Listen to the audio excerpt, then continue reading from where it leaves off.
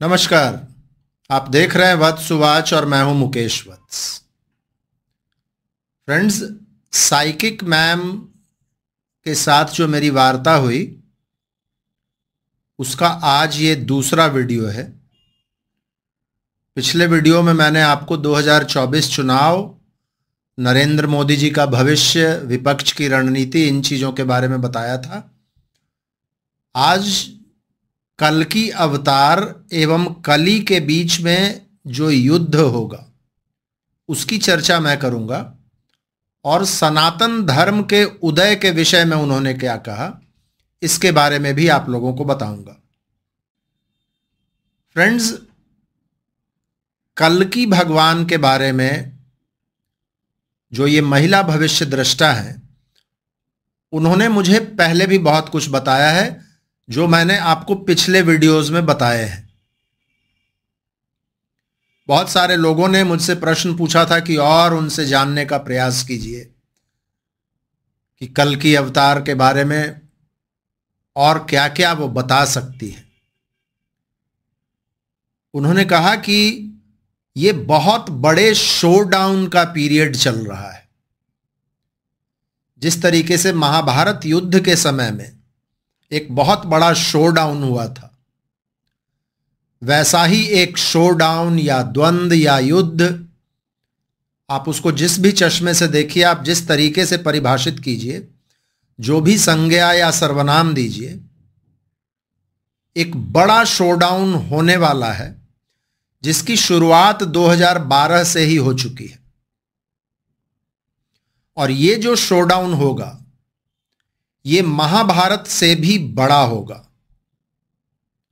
आप लोगों को याद होगा, पिछले सीरीज के वीडियोस में मैंने बताया था कि महाभारत काल के बहुत सारे योद्धा, उस समय के बहुत सारे पात्र इस पृथ्वी पर जन्म ले चुके हैं जो इस फाइनल युद्ध में भगवान कल्कि की मदद करेंगे। इस बार महिला दृष्टा ने बताया कि चिरंजीवी, महाभारत काल के सारे योद्धा और इसके अलावे दूसरे लोक से आए हुए लोग भी भगवान कल्कि की मदद करेंगे। मैंने उनसे पूछा, कहीं आपका इशारा एलियंस की तरफ तो नहीं है?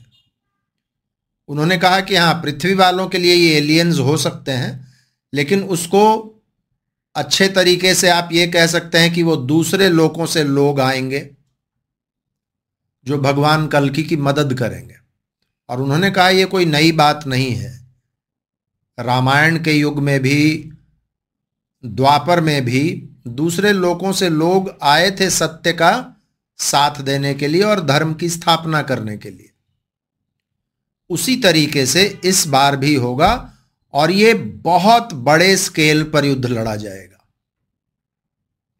मैंने उनसे भविष्य मालिका की भी चर्चा की कि मैंने 2021 में भविष्य मालिका पर वीडियो बनाया था और आजकल तो बहुत सारे एस्ट्रोलॉजर्स भविष्य मालिका पर वीडियो बना रहे हैं। भविष्य मालिका में ये चर्चा है कि बहुत कम लोग बच जाएंगे इस पृथ्वी पर। तो उन्होंने कहा ये सही है बिल्कुल, क्योंकि जब परिवर्तन होगा और जब एक भयंकर द्वंद्व छिड़ेगा कली और कल्कि के बीच में, तो उसमें बहुत सारे लोग मारे जाएंगे और इसमें किसी को कोई संशय नहीं होना चाहिए। तो मैंने कहा कि भाई कैसे पता चलेगा कौन मरेंगे कौन जिएंगे? तो उन्होंने कहा कि विश्व की इतनी जनसंख्या है और अधिकतर जनसंख्या इस कलियुग में कलियुगीन प्रवृत्तियों से आभूषित है, तो ऐसे सारे लोग जो धर्म के रास्ते पर नहीं है वो उनको जाना होगा और धर्म की स्थापना के लिए ये आवश्यक भी है।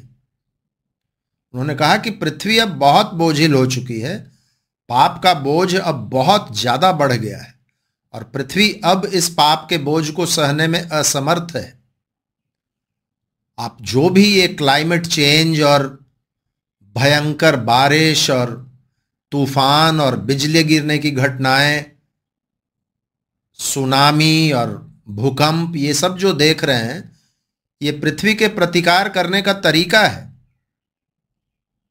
और इशारा बहुत स्पष्ट है कि आप या तो धर्म के रास्ते पर आ जाइए या फिर आपको जाना होगा, और जो ये अंत होगा ये बहुत मुश्किल अंत होगा।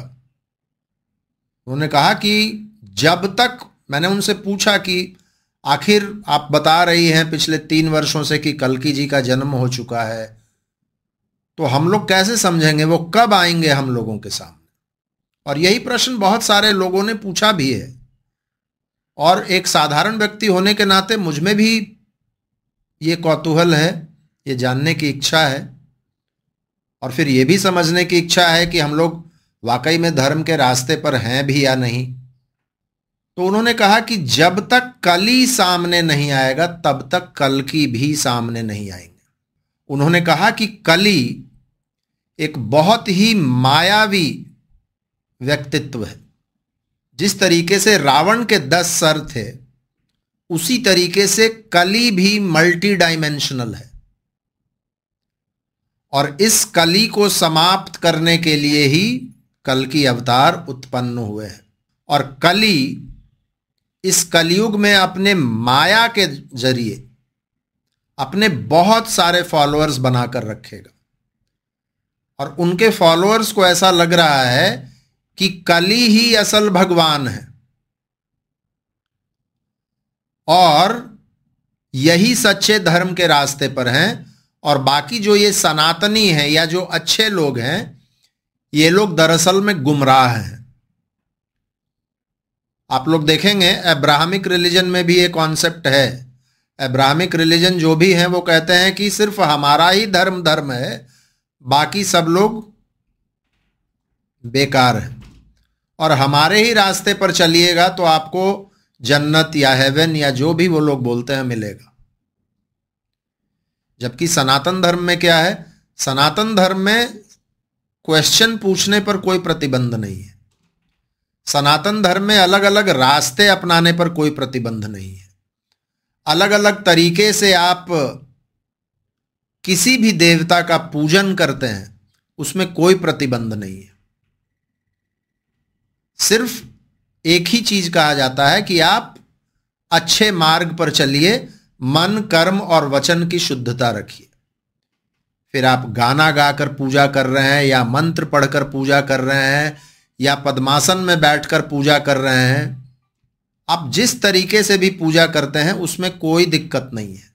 यहां कोई प्रिस्क्रिप्शन नहीं है कि आपको इसी तरीके से चलना होगा, और यदि नहीं चलेंगे इसका मतलब आप सही नहीं है, और आपको इसी पैगंबर को फॉलो करना पड़ेगा, इसी अवतार को फॉलो करना पड़ेगा, नहीं तो आप बेकार हैं। इतना जलस रिलीजन और इतना छोटे दायरे वाला रिलीजन सनातन धर्म नहीं है। सनातन धर्म का स्वरूप बहुत ही विराट है। तो कली अपने बहुत सारे फॉलोअर्स के साथ ये उसने भ्रांति फैला रखा है, एक माया का जाल बुन रखा है, और अपने फॉलोअर्स को यही समझाने में वो सफल रहा है कि आप ही सही हो, बाकी सभी लोग गलत हैं। तो ये कली, इस मल्टी डायमेंशनल कली के साथ जो युद्ध होगा भगवान कल्कि का, वह बहुत ही तीक्ष्ण, बहुत ही भीषण युद्ध होगा,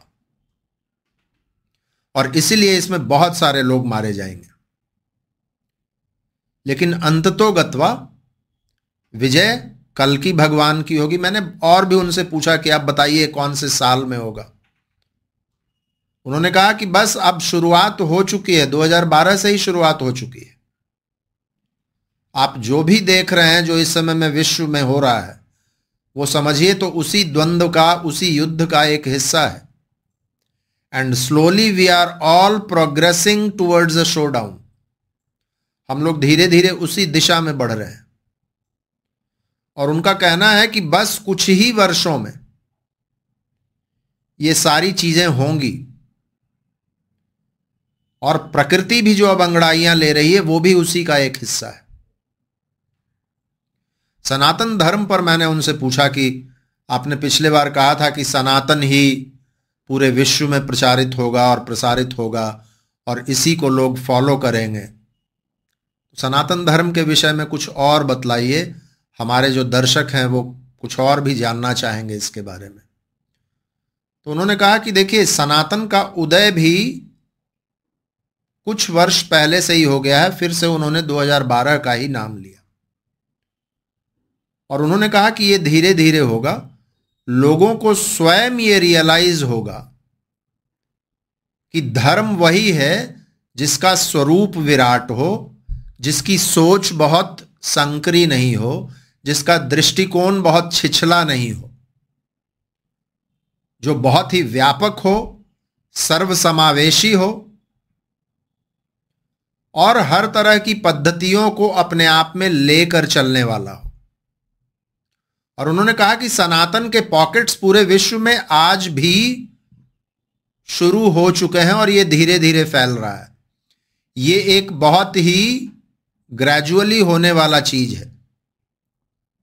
और मैंने उनसे पूछा कि भारत विश्व गुरु बनेगा या नहीं, सनातन धर्म को प्रचारित करने में भारत की भूमिका क्या होगी, भारत के लोगों की भूमिका क्या होगी। तो उन्होंने कहा सबसे पहले भारत के हिंदुओं को, भारत के सनातनियों को अपने आप को रिफॉर्म करना पड़ेगा। वो यदि चाहते हैं कि वो इस ब्रॉडर पिक्चर का हिस्सा बने, तो उनको अपने अंदर की परेशानियों को दूर करना होगा। मैं और खुलकर बोलता हूं, उन्होंने कहा कि सनातनी जो हिंदू हैं आज के डेट में, वो बिल्कुल भ्रष्ट हो चुके हैं।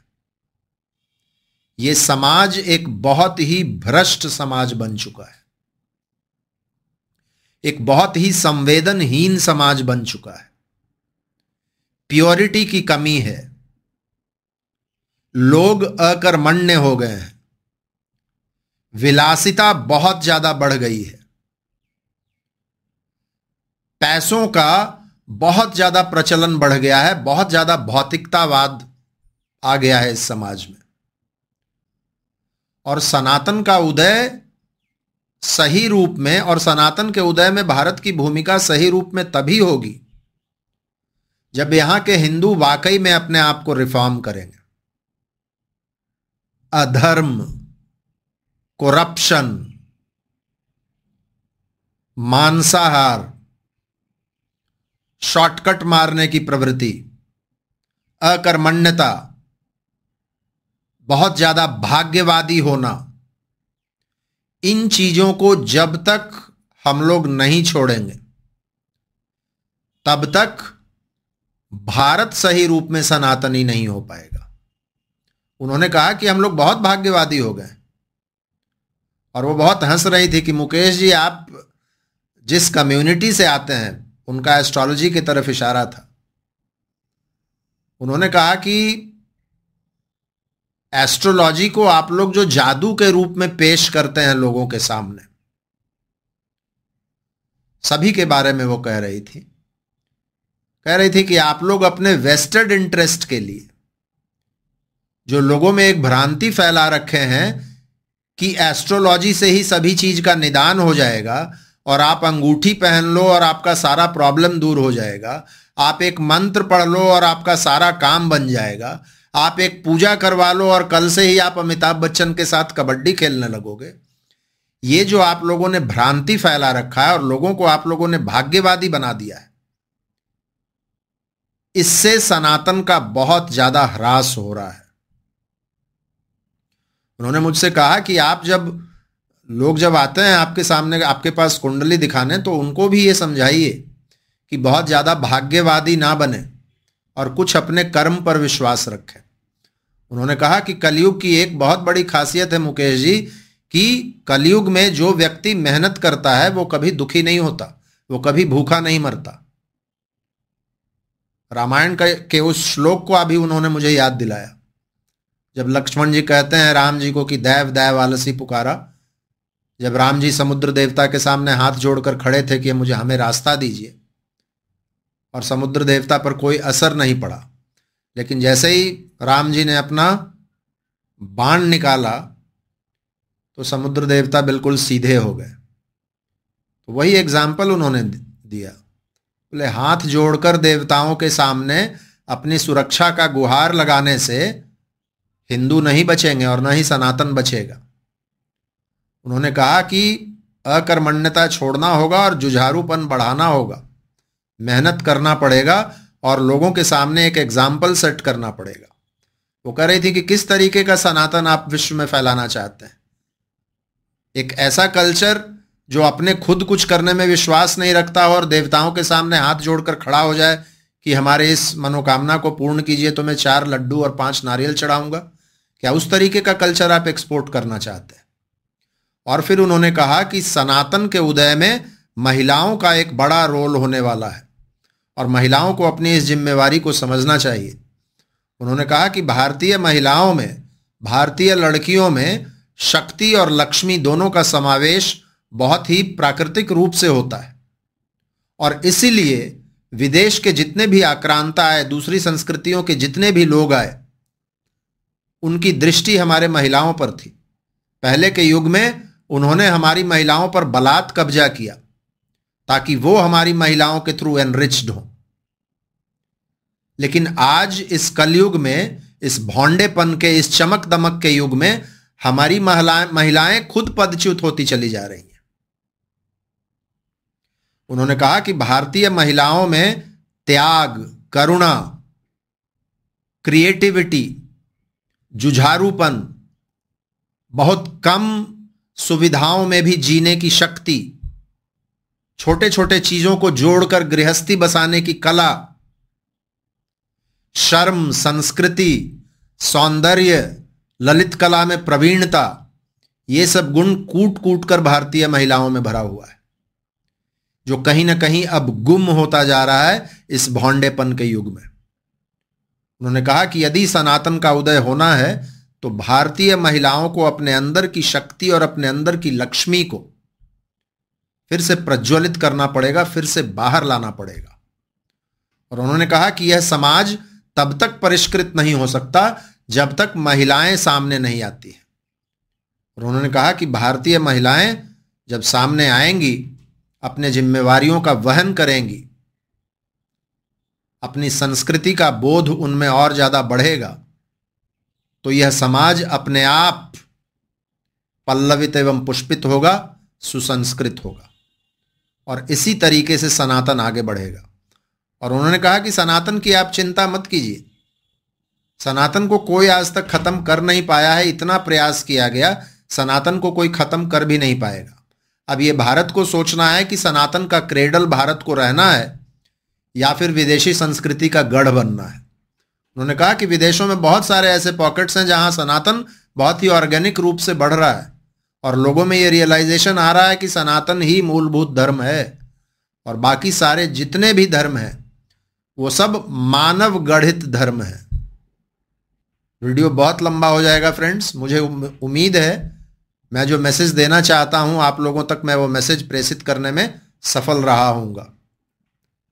इनकी कुछ भविष्यवाणियां और रह गई हैं जो पॉलिटिकल इन नेचर हैं, भारत के बारे में, चाइना के बारे में, यूएसए के बारे में, वो सब मैं आपको दूसरे वीडियोस में बताऊंगा। आज के लिए बस इतना ही। फिर से मिलते हैं हम लोग अगले किसी वीडियो में किसी और विषय के साथ। तब तक के लिए बहुत बहुत धन्यवाद। हर हर महादेव। भारत माता की जय।